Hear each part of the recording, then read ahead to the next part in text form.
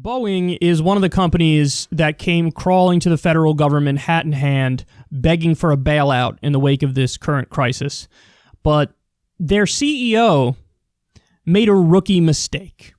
He went on Fox Business Network and he said this. I don't have a need for an equity stake. I don't.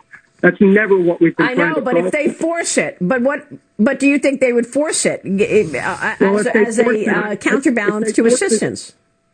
Yeah, no. If they force it, we just look at all the other options, and we've got plenty of them. So it's just not ideal for us or our suppliers and all of those companies spread throughout the United States.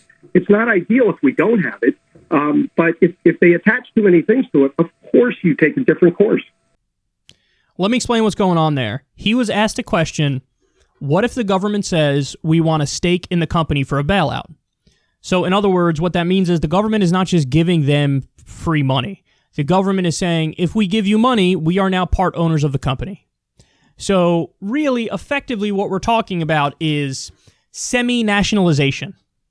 Now, the reason that the Fox Business host is asking that question, Maria Bartiromo is asking that question, is because some people in the Trump administration floated this idea that, hey, we might not do bailouts, we might ask for equity in the company. We might want to own part of the company for giving them money. Because, if you give money to Boeing, you are a shareholder of Boeing. That's the way it works. But the government's supposed to just shut up, turn its brain off, give a bailout, no strings attached, no rules associated with it, no strings attached. And by the way, we don't even want the part ownership. We're just giving you free money. So the fact that the Trump government floated that is a good thing, but of course, it was nonsense. They backed off of it. They're not going to do part ownership. They're not going to do semi-nationalization. They're not going to do any of it. Because ultimately, they're corporatists. They're not lefties. They're not even traditional conservatives. They're not even capitalists. They're corporatists. They believe in corporate socialism. They want to solidify the current status quo. They don't want actual competition. They don't want their buddies' businesses to go out of business. They want to protect them from that. They're corporatists. So he was asked that question, and he's like, if they want to own part of the company, I'm going to say no, and I got other options. I'll just use the other options. You guys were just saying you need a bailout. You know what needing a bailout means? It means you don't have other options. I need to be bailed out because I have no other options. So you're saying you have other options. Okay, how about you www.moveon.com. Go use the other options. Go use other options. Don't come here asking for a bailout. Meanwhile, you're like, I got a lot of other things I could do. What is that? What is that? So go ahead. Now, here's the crazy thing. Even with him saying that, I bet you he's going to get a bailout, no strings attached. And I haven't looked at the details of the bill that just passed yesterday, but it's probably in there. Almost certainly in there that he got some, number of billions of dollars. So it's just, that is so, how frustrating is that? That we have people right now in this country, who are like, bro, I can't wait for the check. I need the check from the government. I got to pay bills on April 1st, and I don't have the money.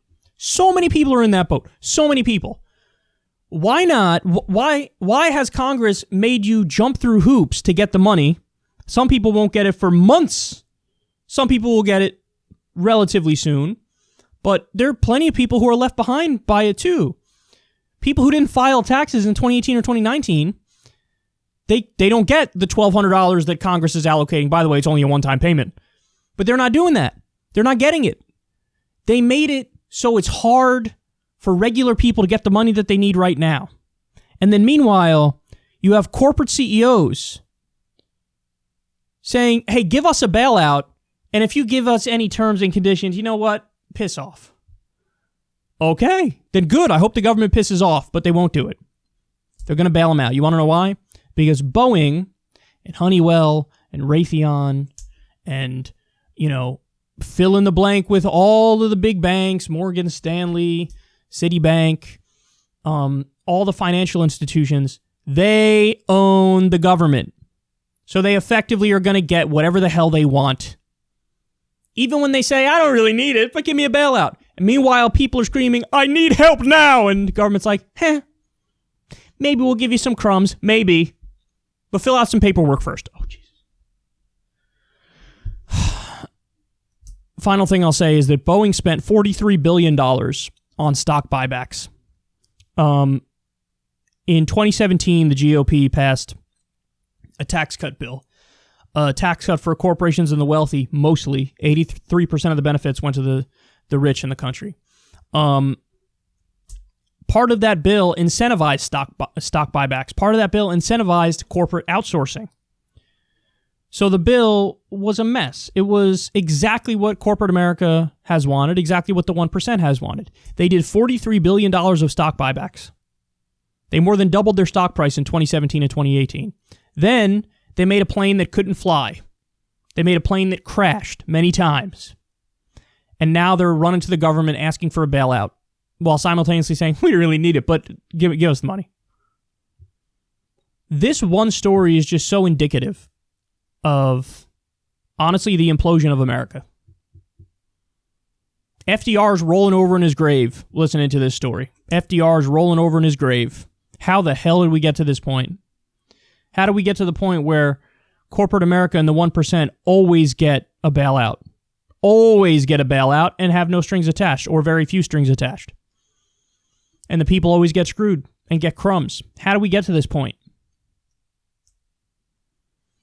There should have been rules. There should be rules now. Any bailout money. First of all, I wouldn't bail out. I would temporarily nationalize. But if you're going to bail out, you better totally ban stock buybacks. Totally ban stock buybacks. Put caps on executive compensation.